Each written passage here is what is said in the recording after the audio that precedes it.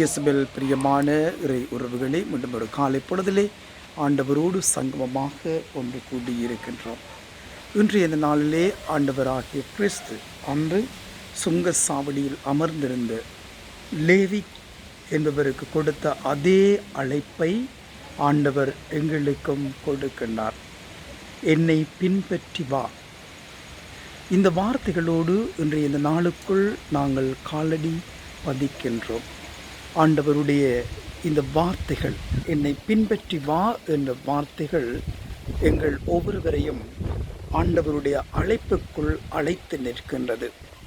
திருமுழுக்கின் மூலமாக தந்தை மகன் தூய ஆவியின் பெயரால் இறை அரசுக்குள் அழைக்கப்பட்ட நாங்கள் ஒவ்வொருவரும், திருச்சபைக்குள் அழைக்கப்பட்ட நாங்கள் ஒவ்வொருவரும் இறை பிரசன்னத்தோடும் இறை மாட்சியோடும் இறை அன்போடும் இறை உறவோடும் வாழ நாங்கள் அழைப்பு பெற்றிருக்கின்றோம். இந்த அழைப்பை உணர்ந்தவர்களாக இயேசுவோடு நாங்கள் வாழ்ந்து கொண்டிருக்கின்றோம். இயேசுவை பின்பற்றி சென்று கொண்டிருக்கின்றோம்.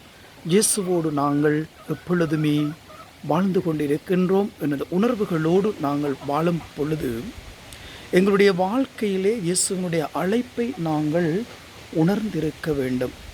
அந்த அழைப்போடு எங்களுடைய வாழ்க்கையை நாங்கள் வாழ்ந்து கொண்டிருக்க வேண்டும்.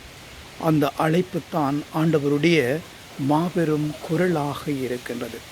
ஆண்டவருடைய அழைப்பை பெற்றிருக்கின்றோம் என்று சொன்னால் நாங்கள் ஒவ்வொருவரும் ஆண்டவருக்கு ஏற்ற வாழ்க்கை வாழ வேண்டும்.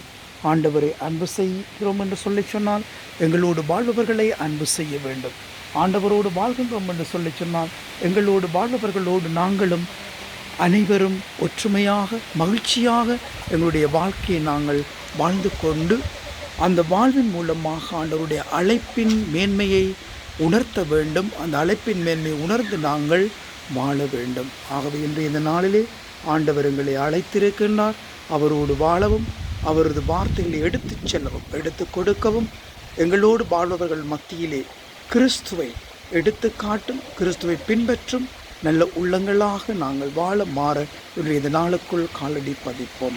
அன்னிமரி மூலமாக ஆண்டவருடைய பாதையிலே சென்று ஆண்டவருடைய அழைப்பை நாங்கள் முழுமையாக்கி அர்த்தமாக்கி வாழ அன்னிமரியாவோடு சேர்ந்து பயணமாகவும் எல்லாம் வல்ல இறைவன் தந்தை மகன் தூய ஆவி உங்கள் அனைவரையும் விரைவாக ஆசீர்வதிப்பாராக.